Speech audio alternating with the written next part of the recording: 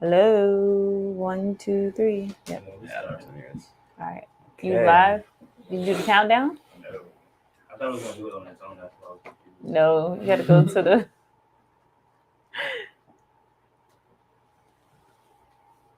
Come on down. I mean, you ready, right? Or no? Y'all ready? We're ready. Oh, yeah. Do the countdown. There's a 30-second countdown. We going to wait 30 seconds? No. Yeah. Hey, we're live. We're live. Let's go. All right. 3, 2, 1.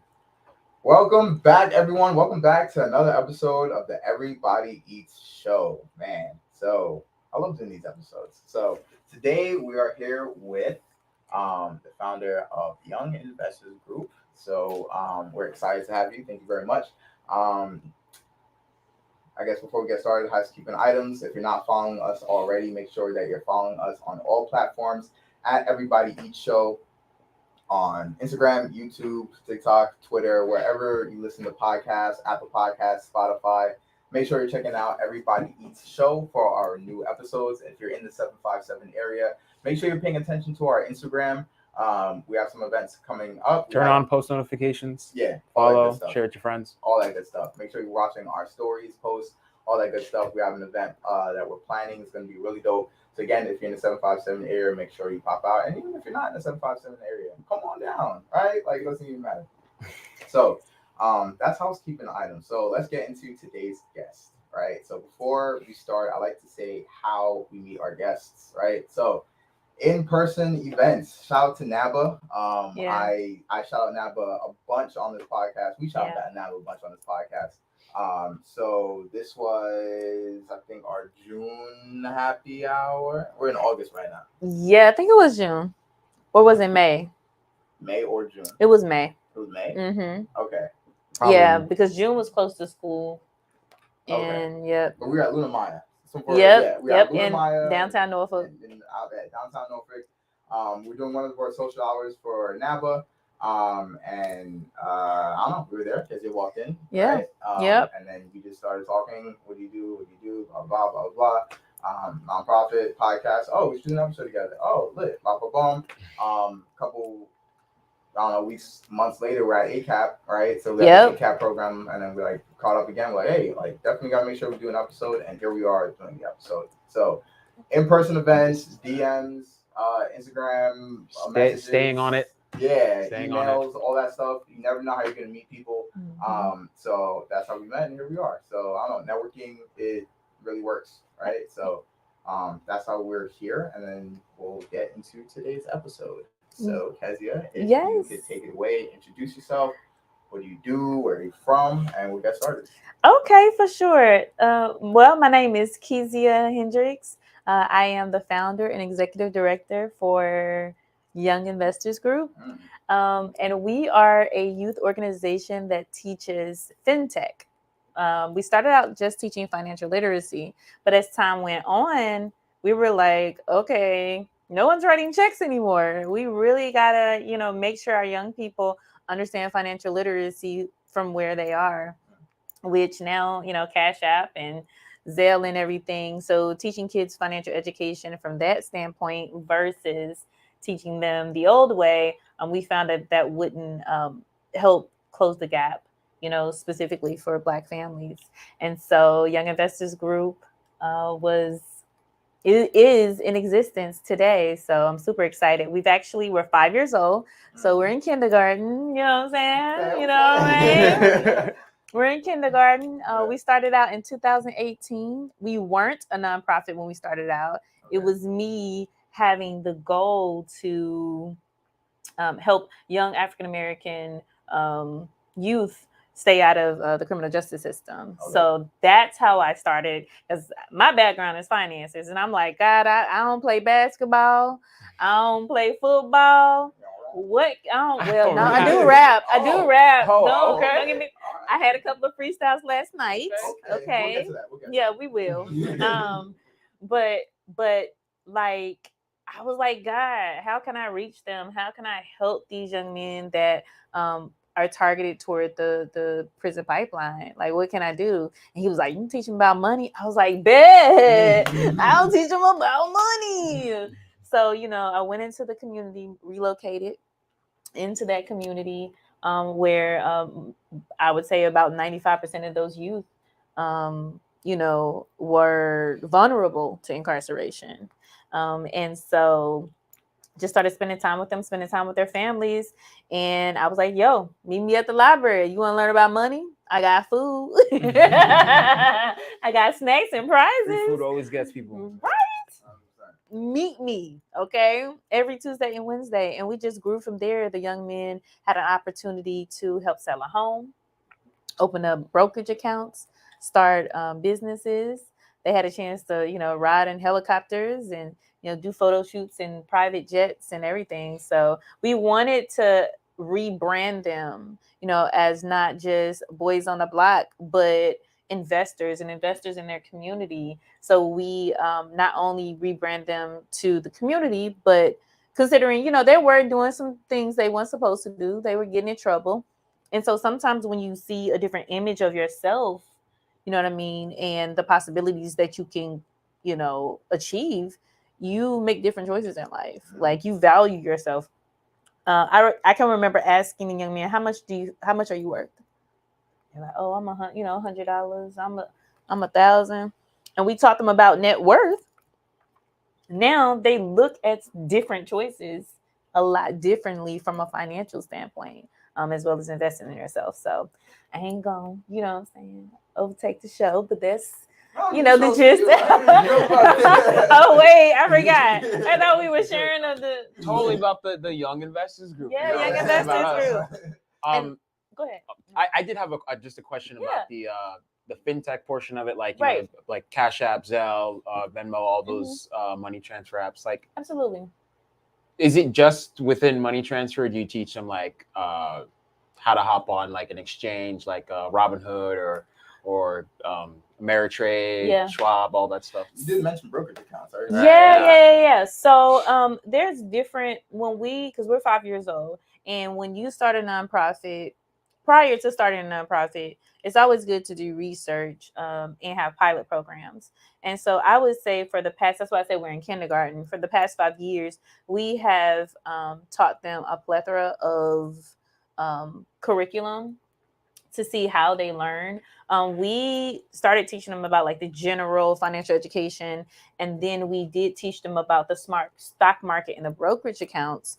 But what we learned is that information didn't stick because we had to drill it down just a little bit more. So we could pour information on them, but what we had to do was we had to go back and teach them about entrepreneurship to even get to investments, right? And then that's when we started teaching the accounting and the bookkeeping, because when you look at a company, the best way to tell if that company is a good company to invest in is look at their tax documents. So, we initially taught them, how to choose their stock, what to choose, how, how to look at a company. But we had to go back and go into detail and teach them some of the basics. And that was after they opened up brokerage accounts. We was just like, throwing fish, throwing we call it a fish hook, thank you, out in the water. I told you about this mommy brain earlier. I know throwing spaghetti on the wall. Thank you. That was easier. We was throwing spaghetti on the wall, be like, okay, yeah, like look at this stock. What's your favorite? Because we started teaching them about like what brands do you already support? What are you already into, right?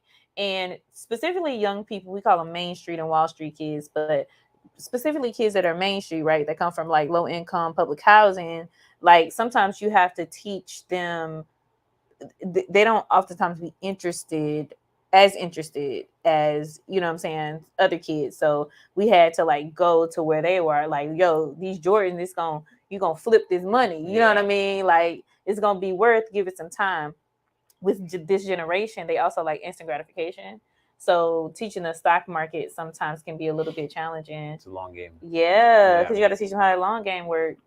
I think what I think one point I really like agree with is the relating to the Main Street and the Wall Street kids. You Mhm. know, a lot of, from what I've seen, they, you know, there are a lot of organizations and initiatives and programs or whatever. You know, you can give all you want and invest all the money you want into the communities Mhm. to help enrich these kids and give them the opportunity, but the way they digest things really is Yes. what makes that will go further than, you know, you could waste $10,000 on a program and only have like 4 students out of 5,000 who really learn something. And I really, especially through like personal experience and hearing Mhm. stories, like it's more about the quality of the curriculum you're bringing to them, you know, Yep. and you know who's representing that to them, like who's giving that to them. You know, is it someone they can relate to, or is it, you know, someone who Yeah. doesn't look like them or anything, you know? Yeah. So that, like, I really agree with. And from your like experience with, okay, like stock market didn't stick, so we have to go backtrack, teach them about Mhm. entrepreneurism and whatnot. Mhm. How has that influenced the way you guys go about, you know, rolling out different projects or teaching a series to different like age groups and Yeah, different whatnot? age So groups. So what we have done is we do a focus group. It's nothing about us without us. We have a lot of organizations out there, that are different cultures that try to come up with programming for us, and oftentimes because you don't really study or get the input for those that are involved, you oftentimes, it doesn't stick, like you said. And that's actually one of the things um, that I have coming up, teaching people how to do youth programming, because ultimately Young Investors Group can't do it. We can't do all. It's a lot of kids. I mean, you remember all them kids and the ACAP? It was what, 30 of them? yeah, Like, one organization cannot support all of the youth, right? And so one of the things that I am doing is teaching those that are interested in learning how to get the kids' attention, teach them to where it's palatable, that they can do that. And to answer your question, we basically have them come to the table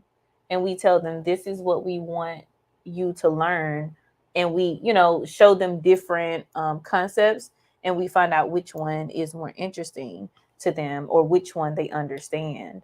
Um, we've actually, our first year going to elementary school was this past school year, where we had 40 rising middle schoolers, which are fifth grade, because different grades have different middle school, elementary school. But we, for the first time, went to rising middle schoolers and just experiencing that. So I think a lot of times it's always a good idea to just test the market, like with anything, and see what the kids are interested in, and then have them have input into the process. So So you keep saying we, right? So Mhm. who is we? Okay. Yeah, sorry. That was Oh yeah. this So mysterious team. serious, yes. So I have a whole board. Ultimately, like I talked to you about before, Young Investors Group. Yes, God gave me that vision, but it does not belong to me. It belongs to the community. And I think a lot of people, when they start a nonprofit, especially youth programs, they feel like you own it. Like you own a LLC, you own a sole proprietor.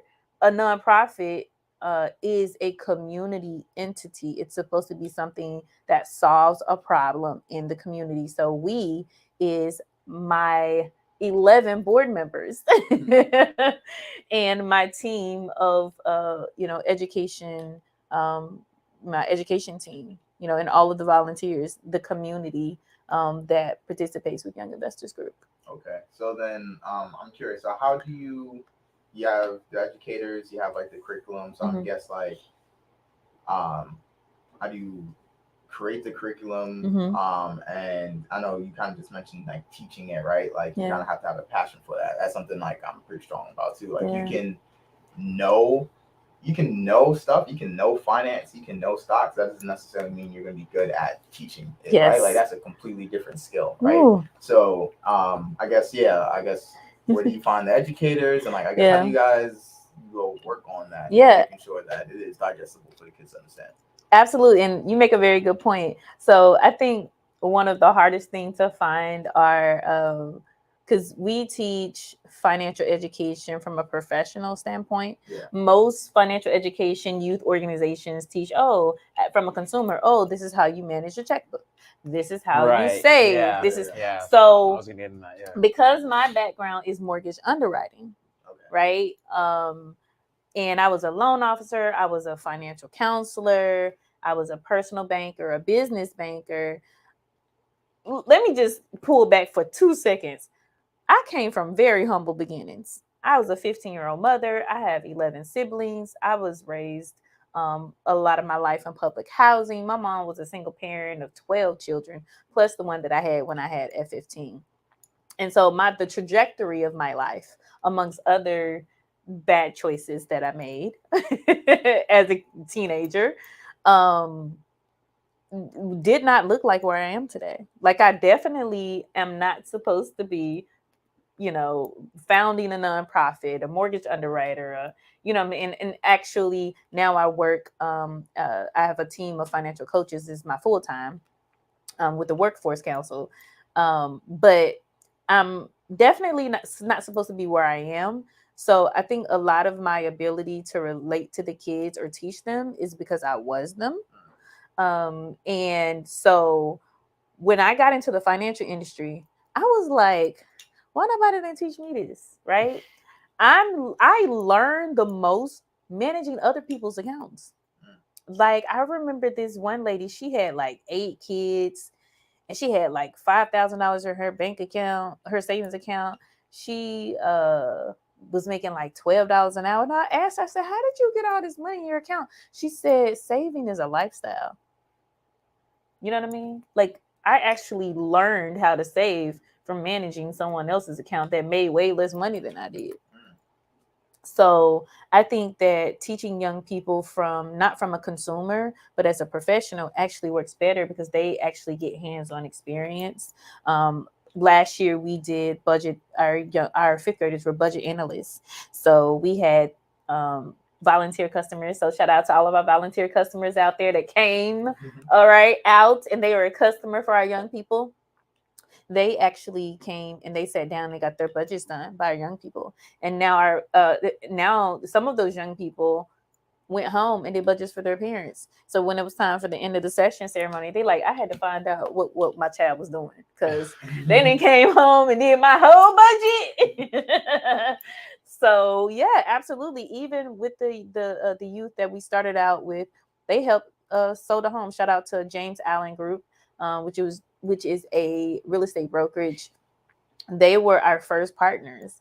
They came and they taught the youth the layout of the house, understanding real estate, passive income, and they had a chance to go into a house, have customers come in. They showed them the house and the household. And of course, the kids got a stipend, from the sale of the house, right? They balling up in here. And so now those young people that live in public housing, like I lived in public housing, they get exposed to home ownership because they help sell that. So they understand the whole process. Like they understand the sale of the house, like the original cost of the house, how to share the information about the house. So I think teaching them from a consumer is great, but I learn by doing, and young people do too. Yeah, that's a fact. So you mentioned real estate, you mentioned brokerage accounts. You said photo shoot on a private jet. I'm trying to You trying to be out here like what? sound like you're living Diddy's lifestyle, bro. And I like to invest. Like, what you talking about? So I'm assuming like these are all like partners. Like I guess like how do you come up with this, and like I guess who's helping you out? Is that like with internal? Is that the external partners you're partnering with? You just mentioned like that real estate firm. So yeah. Yeah. So I'm gonna be straight up. God deposits. So that's my number one help. He literally deposits things into my spirit. Additional to that, we ask the young people. So we get their input into what they would like to see, as well as we have a team of educators and people that are a part of our program. That we all collectively say, like, I'll drop an idea or someone will drop an idea. It was like, oh, we could do this with this. So we just, as a team, come up with the end project, and then we build the curriculum from the end project so that, you know, we know exactly what we want them to learn. And so even with the technology, we're actually prayerfully at some point we'll get funding to expand the technology piece, because one of the things is young people do not like to be bored. I don't think anybody likes to be bored. I think old people don't like to be bored either. But especially young people, they get bored like really fast. Yeah. And so the traditional way of teaching young people about maybe technology or even STEM, we choose not to go that route. We choose to go the route of teaching them technology to what they're already related to, which is social media. And so we were actually one of the recipients for Meta, aka Facebook/Instagram, and they donated scholarships for our young people to get certified in digital marketing. Digital marketing also includes automation. Digital marketing also includes when you deal with e-commerce, because a lot of people who have e-commerce, they have to they digital marketing game got to be up. Yeah.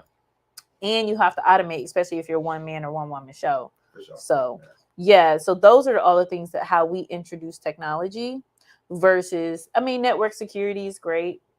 We teach them about social engineering. We teach them about financial cybersecurity.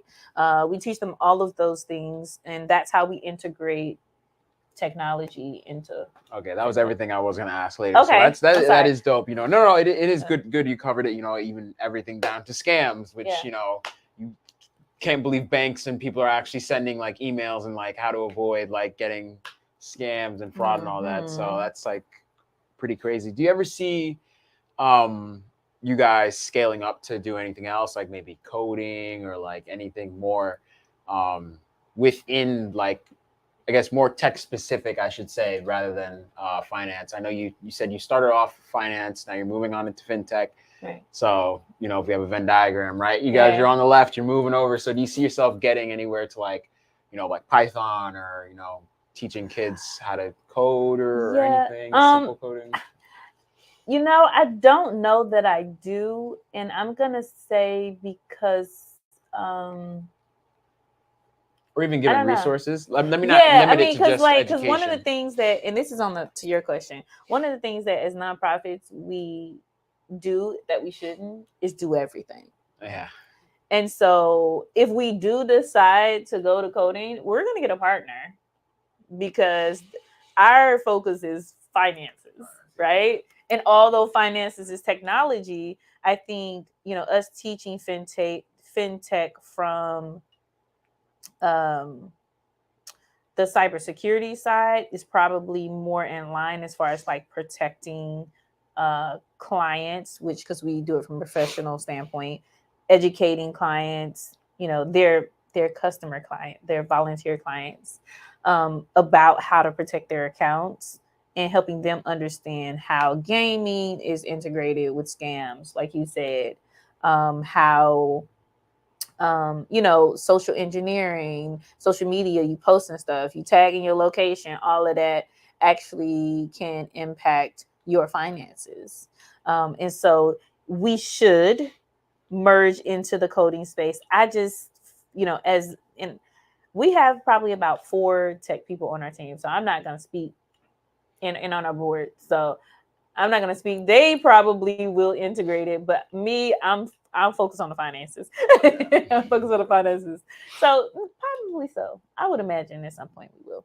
Got it. So I guess kind of like to add to that question, what would you say like 5-year, 10-year goals, and like where do you see Young Investors Group going in the future? Absolutely. So I actually would love to see Young Investors Group have a tech center, a fintech center. I think that money.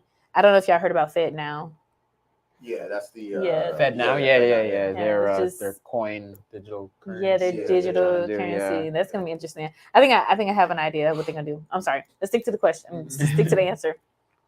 But because you know they like to introduce things to people in a way that you have no choice. They just want more control of your money. That's but yeah. We look up. They be talking about your tax return got to come through Fed Now. But anyway, let me not get them ideas. But But so yeah, I would love for Young Investors Group to expand to multiple cities in the state of Virginia. We have had during the pandemic, we had youth that were in other states, but I feel like if you can conquer your state, it starts there. Yeah. I mean, that's how the colonizers did it, right? They didn't like try to manage slaves in like Texas. They managed the slaves here, right? So I ultimately in the system of America, in the system of um, business, I think it's better to like really hone in where we are. And then maybe I would say maybe in 5 years we would go to another state. But I would say within the next 5 years, I would like for Young Investors Group to be almost in every urban city where young people are, and that where young people are vulnerable to things like poverty and violence um, and incarceration, that they have the opportunity to value themselves and understand what that looks like from a financial and or career perspective. Got it. Okay. Yeah. What would you say are some of like your highlights of doing it for 5 years? Like, where have you seen? What are the things that you're the most proud of? Where have you seen the biggest impact? Do you want to, break, do our little word of the day and would you rather segment before you? We'll get into that. Yeah. Okay. So we'll take a quick break and then we'll get into that. Okay. So for you can put a commercial.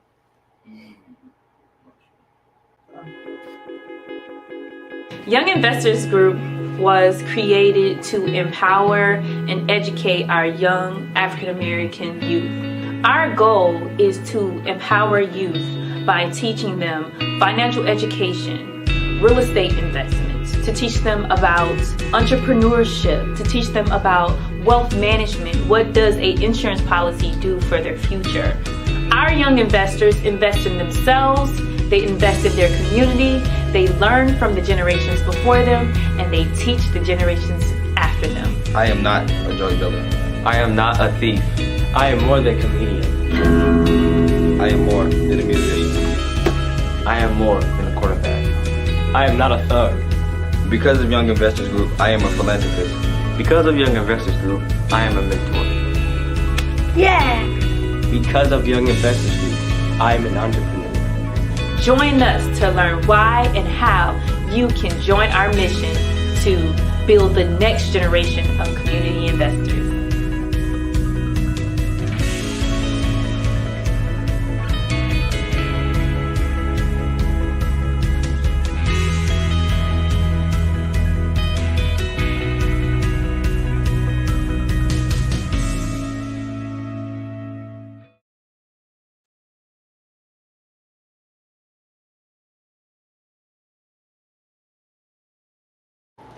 Okay, I got it. I don't know if I used this one before, but I got it. You ready? All right. Yeah. Michael, is it commercial? Yeah, it's over. Okay. All right, you gotta let us know, bro. Like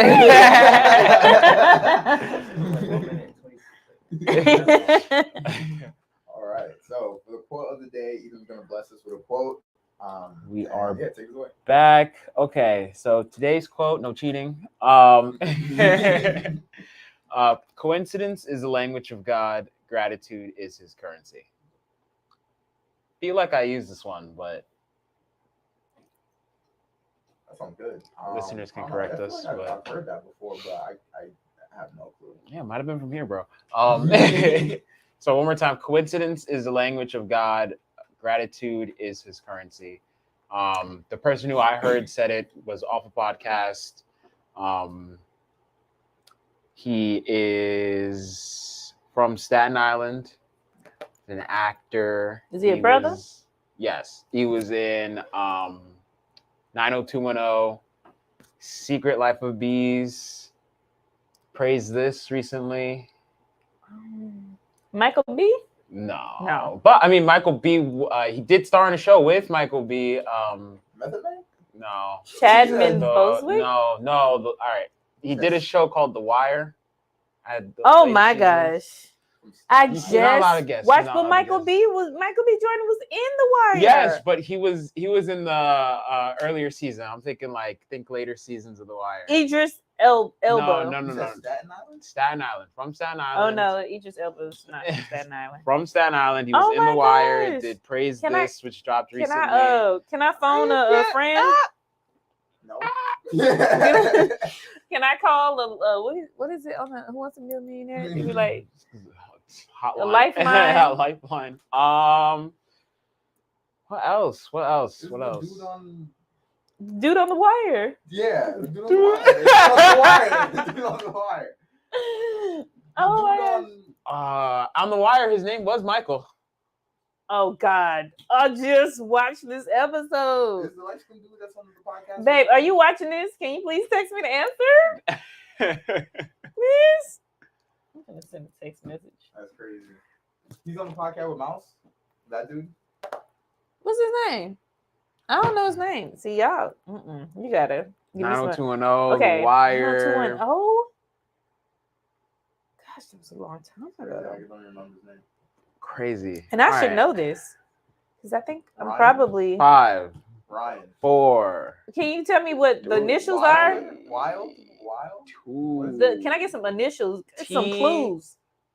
I gave you clues. What do you? Some real clues. All the clues I got. Mac Wild. There you go. Mac Wild. Yeah, there you Mac go. Wild. There you go. Mac There you Wild. go. I don't know his real a full name. It goes by Name? Tristan Mac Wilds or Mac Wilds or whatever. But Wow. yeah. Okay. Would you have gotten that? No. Nah. Aw. You had to do something a little more mainstream, bro. But yeah, you like, tell me something like that. Right. Like- DMX. Tupac. but that was a deep quote. It was. Can you give it to me again? No, I can. No. Coincidence is the language of God. Gratitude is his currency. Wow, that's amazing. Nah, you go first since you want to have the poll. Yeah. So I think about all the kind of even I guess the most relatable way to put it now is when you talk about something, right? And your phone all of a sudden gives you an ad on it, or you see something about it on Instagram and whatnot. Well, conversely, no. I know. Of course. But I'm saying in so people get it, God, it's similar. Obviously they copied God, right? But Right. But you think about something, you ask, you pray for something, and sometimes people might take it as a coincidence. Let's say you hear about something one week, or you pray about something earlier in the week, and then later in the week you get that opportunity or something else that can link you to that opportunity happens, and you might take that as chalk it up to simple coincidence, but 9 out of 10 times, or 10 out of 10 times, sorry, that is God, probably just working in your life and you don't even realize it. So Absolutely. Yeah. you got to give gratitude. So For sure. 100%. We've seen that happen in our lives since college. Yeah. And we've sometimes it's kind of creepy in a good way though. But it's kind of literally you speak about yo, Edom, we should do an episode with a real estate person. Next day, Instagram, whoop.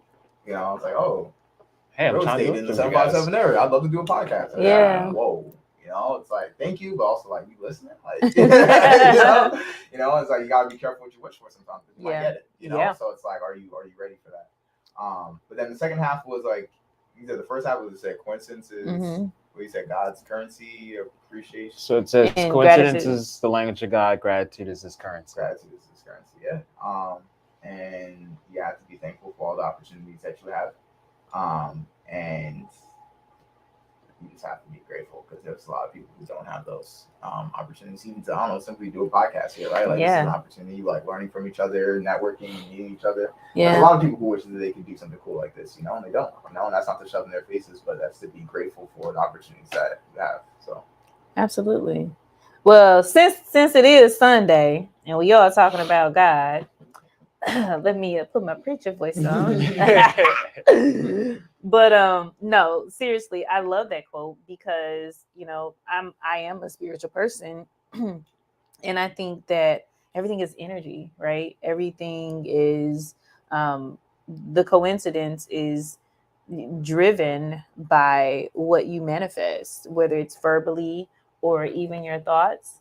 And gratitude is an area that is what I use when I'm feeling like very crappy. I mean, when you run a nonprofit like Young Investors Group, like you have to stay on a high vibration because you are working in, when you deal with people that are in need. So gratitude definitely is one of the tools that I use to draw more positive coincidences. So shout out to Tristan. For sure. And one more time for the audience, people forgot. Coincidence is the language of God, and gratitude is his currency. Amen. All right. In the church say, amen. Where the tamarines at? Sing it for us, Caesar. How Great is our God. Sing with me, how great. Sopranos. Is our God. Y'all didn't come here to play with me today. I promise you. Do you have a would you rather? Oh yes. Okay. So I just have one. Okay. Let me think about it, make sure I have it right in my head. Okay. So would you rather give up internet, right? Or give up AC heating, including. We did that for the last event. Did we really? Yeah, we did that. I can answer. All right, I'll do another one. But all right, would you rather go with internet or your heating and AC, including your fan? I'd probably give up internet. You'd rather give up internet? Yeah, I could give up internet. Why? For the very reason that I can manifest more gratitude and hear God's voice. Because I do that often. I unplug, and I feel like that, trust in the Lord with all your heart and lean not to your own understanding. And all your ways acknowledge him, and he'll direct my path. And literally, I think that he'll direct my path. And I don't know, like, I came from when I grew up, we didn't have TV and stuff. So every now and then I will shut things down and just use my creativity. I think it would manifest more creativity. Okay. Second question, which is new for the whole world. Hopefully, yeah. Honestly, all our listeners. Would you rather have to bike everywhere or be forced to take public transportation? I'm taking public transportation. I think I'm going public transportation. Yeah. Oh no, let me throw a wrench in there. Public transportation, though? Yeah. Like, we're from New York, so we've done this. Like, we've seen how dirty it can get. I'll never forget the homeless man we saw on the. Oh my goodness, we were going somewhere on a Saturday, and we were already late. In the corner of a train, we got on the train car as the E train. It runs, less frequently during the weekend. So we get into a train running. I noticed something off about it. That like everybody's on one side of the train, but I'm like, whatever. We get in. Homeless guy sleeping on the left-hand side of the train. Like, oh gosh, stunk up the entire cart. Nah, next stop, we get off, jump on the next train car. Homeless dude with a giant polar bear looking dog thing. Same situation. I'm biking. I'm gonna tell you why. Because when I was in college, I had my daughter. We biked everywhere we went. I put her on the little seat on the back, and we biked to the store, everywhere. I got real creative. I think biking, I can control where I want to go when I want to go. And of course, that was in Texas, so it's real hot in Texas. Oh yeah, got us beat. So yeah, exactly. Y'all from New York, y'all can't stand the heat. Y'all can't stand the heat. I was in Texas like 2 weeks ago. That heat is insane. Nah. So I'm gonna bike because the sun is gonna be amazing. It's gonna give me life. So I will, and I'm gonna be physically fit instead of on a train with people you don't know, especially with COVID. With COVID though, like with COVID and coughs and colds. And hey, I didn't catch COVID off a bus or off public transportation. I'm just saying. Exactly. I'm biking. What are you doing? Oh no, I'm taking public transportation. Hands down. Yeah. No. Mike, what you doing? You biking in public transportation? I'm biking. You just gotta work on your RBF or you're just your mean face so people don't sit near you. And there you're good. You're good. And if they're racist, they won't sit next to you because you're black. That's the best part. That's the best part. Oh my god, that is hilarious. When you sit down and they look at you and they don't want to sit, now you got both seats to yourself. Thank you. Y'all funny. Nah, I'm good. I'll bike. I mean, you don't control, like somebody else is driving you. That's the point. I'm being chauffeured. Yeah, I have to pay $275 for it, but I'm still getting chauffeured. Okay, being chauffeur versus having healthy body. It's not. I went to my car. It said like 110. Well, it's been my Wear watch. an ice pack. No, or staying clear of the closing door. Like, I was sitting right. I was waiting, bro. Next stop, Times Square. Yeah, I'll wait. I'm there already. I'll That's what's up. I like that one. I'll wave to you on the bus while you on While the I'm bike lane. biking. Bet. All All right, that's all I got for this segment. right, that's all I got. All right, so back to the episode. So, last segment kind of just wrap up that conversation. What was I asking before we jumped? I was asking about impact, right? You've been doing this for 5 years, right? You've mentioned we're talking about real estate, we're talking about brokers, talking about helping them stay out of jail. That's a lot of impact, right? That's a lot. I'm sure you've seen people grow. I'm sure you've seen people change. There's a lot going on. So you, Kezia, right? What has been the most impactful moment, your favorite moment, something that brought a tear to your eye? Yeah. I did that, right? Yeah. So like what is that moment or moments? Okay, so I think I have a couple. The first moment was when we did the photo shoot for the young people that were vulnerable to incarceration based on because of where they lived. They had never worn a suit. And so I remember going and taking them. This is before I had a full team. Taking them to the what do you call it? To the tailor. Right, it was Upscales Men Fashion. Shout out to them. They hooked us up with suits for all 15 of the young men, and we got watches donated from Tally and Twine. Shout out to Tally and Twine. Okay, we have him on the podcast. Yes. He was another partner. He donated watches to each one of the young men. And the day of the photo shoot, they were like, a lot of them were like, I feel like somebody. Like, I feel good. And we're like, you supposed to feel like, I'm getting chills thinking about it.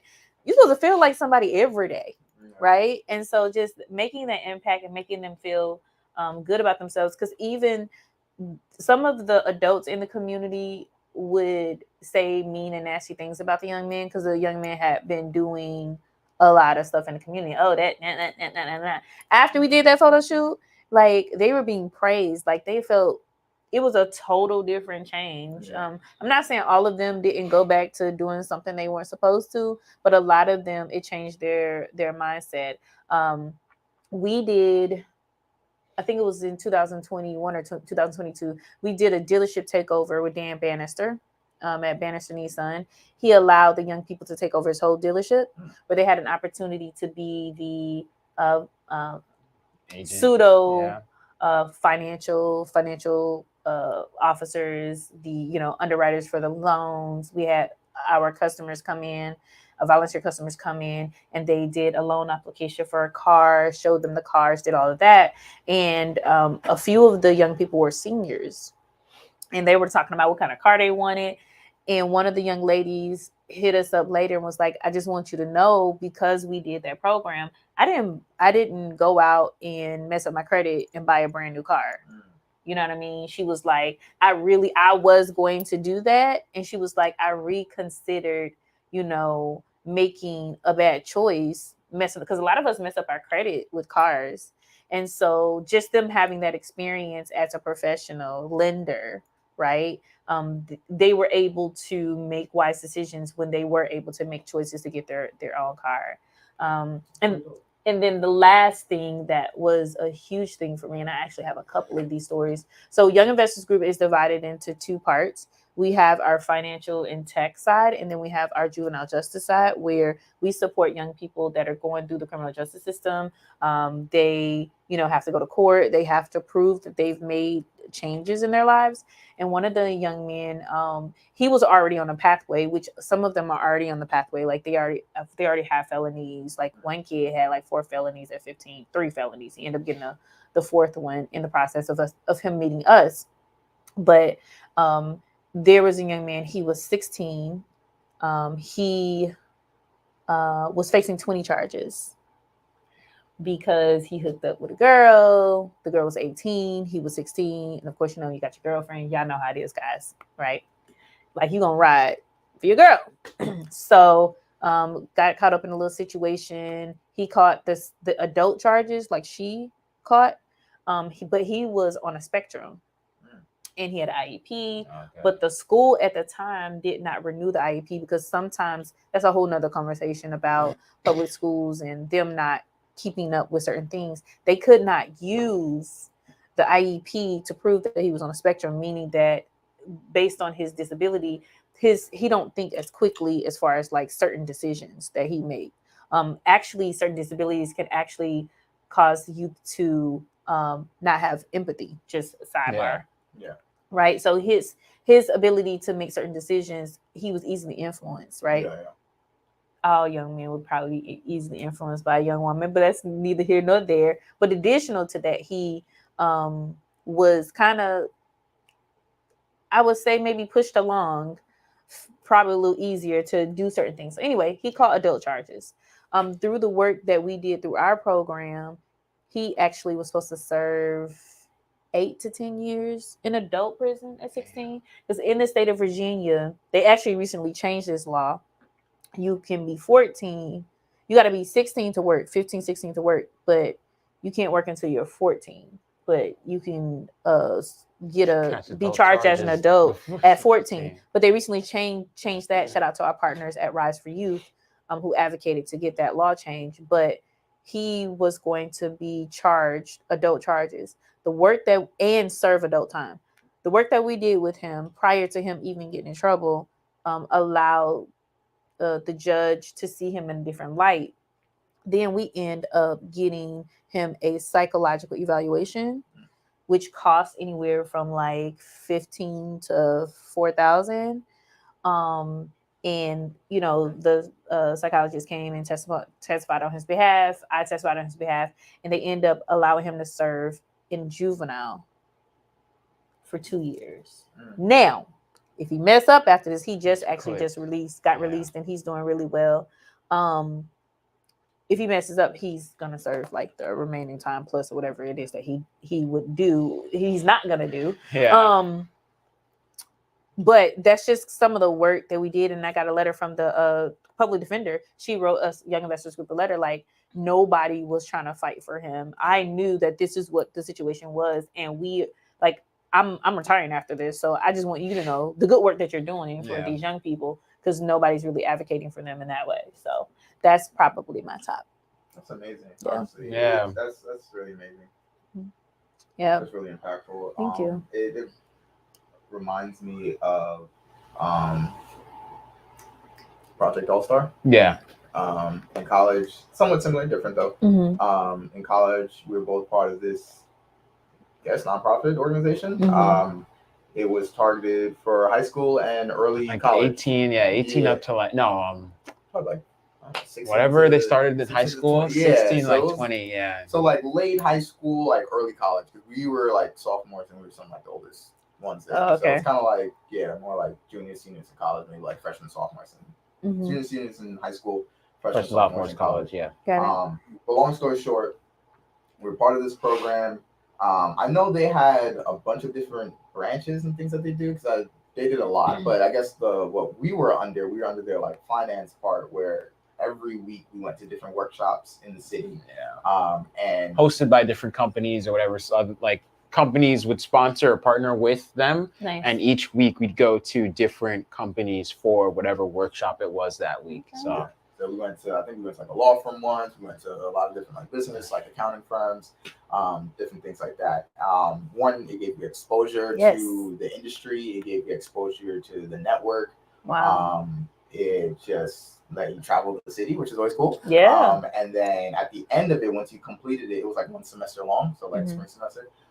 Once you completed it, you're guaranteed an internship for the summer. Yeah. Whoa. So that was our first internships in college, because we went through the program, finished it, and it was lit because like we finished in like May, and then like June or July we both started our internships in the city. Yeah. So then, Nice. I went to work wealth management. He went to EY, and then from there, one having that on a resume, the following year, boom. Yes. Who knows? Yeah. We went to NABA. Then we went to NABA conference back there as a student, and then having that on your resume. Internships, yeah. Boom, boom, boom. Wow. But I say all that to say this, that I don't know, when you're talking about these different programs for the youth and then like allowing them to have different, to me the word is just exposure, right? Yeah. Because it's like you never know, like maybe one time exposing them one time might have a difference, maybe it might not. I think it always will have a difference. Absolutely. Probably a difference is whether it sticks or not. Yeah. Yeah. But regardless, like if you, like you said, like wearing a suit, like I don't know, I've been blessed that I'm Asian, so we wear suits for everything, right? Yeah, But, like, yeah. I grew up wearing suits from a child, right? Yeah. So to me, like I've always been in a suit. So when I hear or see or like hear people say like I haven't been in a suit, to me that idea is just crazy. There's whole Yeah. adults Wow. that It's have just never. crazy to me. Yeah. Like, Yeah. I have suits from babies from before I can remember. So it's just seeing that as like, wow, like that's so important, like for your image, like you said, like, oh, I feel important, like, oh yeah, like you look good in the suit, like rock that joint, know, like for sure, like, and I don't know, there's a lot, it's hard to put into words, but it's just really amazing to like hear that work that you're doing. For sure. I agree, like tenfold with the idea of being able to see yourself in a different light. Like even like us as people, we have habits we're trying to get rid of. If you keep a good streak for like a week, you're like, oh wow, this is great. Like my life's completely different, know? So I think the same does apply when you're dealing with these kids and showing them, what else there is out there. So when they go back out into their regular old lives, they are making different decisions. You said they were respected when they were wearing suits and everything. And like again, like the idea of not wearing a suit is crazy. But again, like through that, even that program, we did get to meet a lot of kids within the cities and whatnot, good or bad, wearing suits and actually being able to behave better, see themselves like in a different light and whatnot. I know that means a lot. And you mentioned like, when they did that shoot and whatever, everybody like, I guess they stopped bothering them as much or stopped saying as much stuff, because at the end of the day, like people do look at you different when you are dressed up and when you are like, you look all suit all uppity, like you're a boss. So it's weird, but I think it is something that like people, for some odd reason, like you're less likely to look down on someone in a suit than someone wearing, a Nike Tech. So. And I mean, I'm sure there's lots of debates, but to add to what both of you are saying, one of the things that I did learn is that even young people that maybe after they've come into our program, they still go out and like do something that's risky, like commit a crime. What happens is sometimes, and this is actually have happened, is that if they would have reoffended and not been a part of our program, they have a different mindset than after being a part of our program. Yeah. So like say they was doing dirt, right? They come into our program, we expose them to their capabilities, to their net worth, to their value. Say they still on that pathway, because some habits are hard to break. Yeah. If they ever get incarcerated again, they're gonna come in being incarcerated knowing what they missed. Yeah. Like a lot of young people don't even know what they're missing. That's the reason why they don't care. They like, oh, it don't even matter. Like it is what it is. But like when you see that, like, okay, this choice is stopping me from achieving what I was exposed to. That's a different energy. So if they get the opportunity again, they'll be able to contrast. It'll be a huge contrast between, before and after. And I think that young people having the ability to do that is important. And you asked me 5 years expand. I actually would like to take young people continuously every summer, especially ones that come from like disadvantaged environments, to travel. There is an organization, I forgot the name of the organization that does it. But what I'm learning is that sometimes young people, they need to get exposure outside of the environment that they're in. Yeah. I mean, we could take them to a different city because a lot of them haven't even been out of their city. But I think like taking them to Haiti, taking them to Ghana, building relationships internationally, like would be amazing. We were trying to do a partnership with the National Association of Black Engineers, NSB in Ghana, because there was a group that they did engineering in Ghana. I was like, wouldn't it be dope check this out. Wouldn't it be amazing if young people, Black Americans and young people, or African Americans, as some people like to say, could build relationships with Africans in in um in the continent of Africa, whether it be Ghana or Ethiopia and things like that,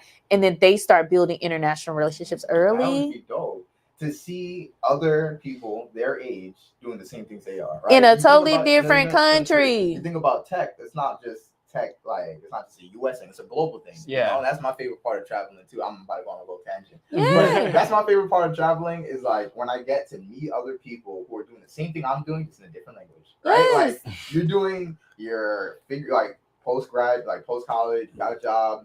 You're just doing the same thing I'm doing. You're going to work, going to school, you know, taking care of the house, but you're doing it in Spanish, right? Like, you know, they're scrolling Yeah. past English. I Exactly. mean, you take Yeah. a kid that's like, stealing, and then, or doing something crazy, and you take him to Ghana, and you be like, bro, like, look at this. He's exactly your age. Exactly. Like, he's selling water and making guap. And you show them like, hey, like, they live somewhere they can't afford to do that. Yes. They can't Yeah. afford either you get your hands chopped off, or they're too busy worrying about taking Yes. care of their family, like actually doing something like meaningful. The time you're wasting, BSing, trying to, act tough in the streets. Like this person is your age and he's got twice the, responsibility. Yeah, responsibility. Yeah. And I think it will totally change their lives. No, it would. 100%. 100%. Yeah. 100%. So we got to do that. Come on, let's raise some money. Get them to Ghana. Yeah. All right. So, okay. So a little bit more about the program before we wrap it up, right? So I guess what's the age range Okay. for who you reach out to, and how big is the organization in terms of how many students do you have? Can Okay. you have / can you fit? And do you have like cohorts and stuff? Is it Yes. like so how does that? Yeah. So our programming is for rising middle schoolers Okay. to, I say college students, but usually our college students, they learn as they mentor. So they mentor we have 3 pillars of investment: self-investment, economic investment, and community investment. Self-investment is them learning about themselves, them improving their education, career opportunities, the value of themselves. Economic is all things money. Community is giving back, like Young Investors Group gives back. And so our college students, oftentimes, they actually learn while they are participating as coaches.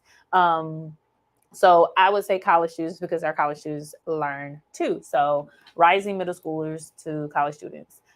We actually, after COVID, we started going into the schools. So up until this year, we've had 2 cohorts. We've had middle school, high school, up until last year, middle school, high school, and then we do what we call a community cohort, which that involves like our podcast, that involves them coming, meeting here, and them learning about with the partnership with Meta. We are actually in the process of starting a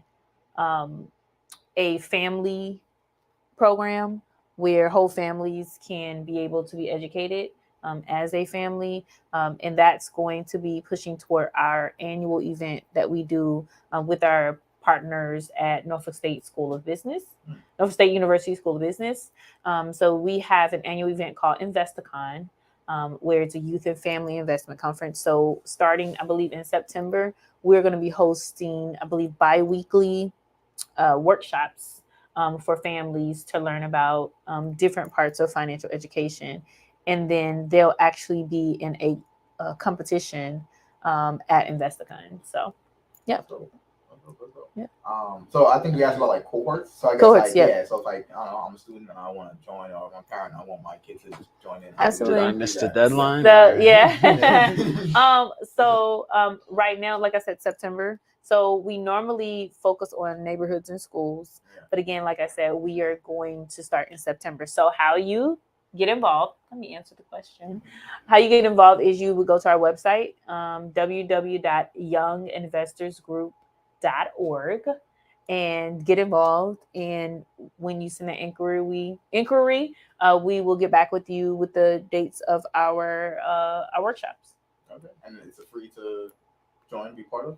Yes. Investicon isn't free, but the workshops are. Okay. For now. Last thing. So I kind of mentioned the program that we were in when we finished. It kind of like led to an internship. Do you see that as like something that young investors would do? Well, I feel like that'd be kind of cool. yeah, actually, that is in our strategic plan. Okay. Right now, we're working on funding because everything is funding, and so we definitely are. We were in the process of partnering with the organization because they already do something where they do internships, but we're in the process of doing that now. So that's definitely an opportunity coming for the 2023-2024 lineup. So, yep. Okay, that sounds dope. So, yes.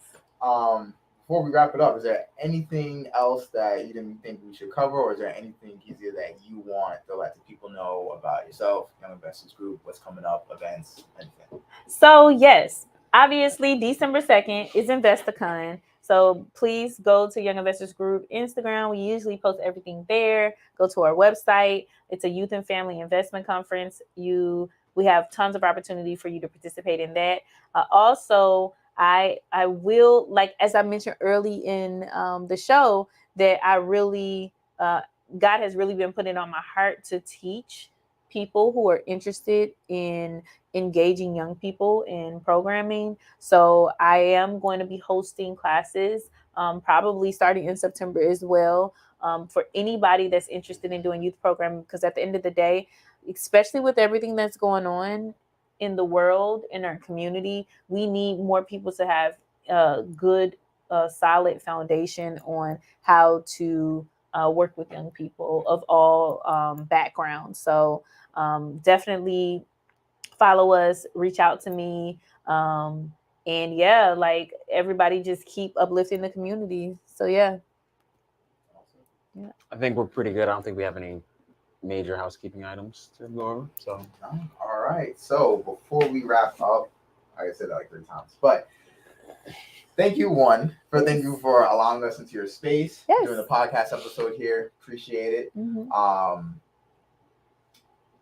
It's really awesome. This is really awesome stuff. Really awesome program. Thank you.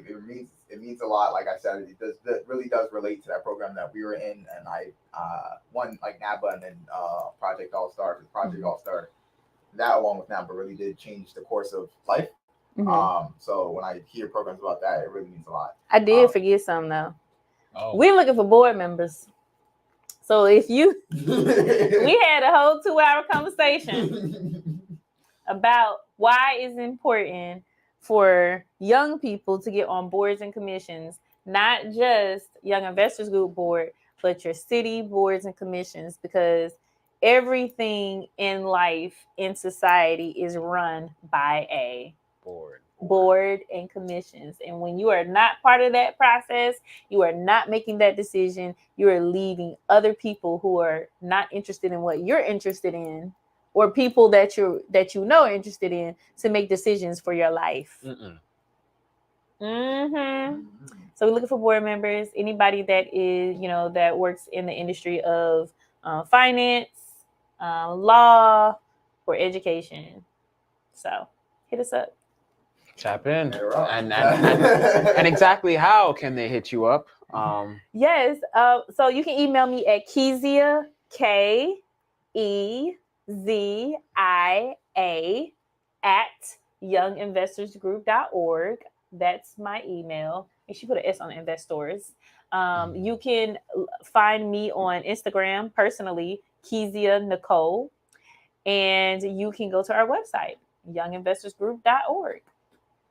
Okay. There we got it. So, in conclusion, Young Investors Group, make sure you tap in. Yes. Thank you, Kezia, for having us today. For all our listeners, make sure you're tapping in. Apple Podcasts, Spotify, wherever you listen to podcasts, Everybody Eats show. You'll see our caricatures up there. I don't know, we're beautiful people over here, so tap in. Make sure you're leaving us a rating on Apple Podcasts. Want to help the podcast grow? Leave a rating, share with your friends, follow us on Instagram. Look out for our future events. We have one coming at the end of October, so be on the lookout on our Instagram for updates on that. And look out for some merch OTW on the way. but we'll let you know. We'll let you know. On that note, thank you guys. We'll see you next time. All right. Peace. Peace. Peace.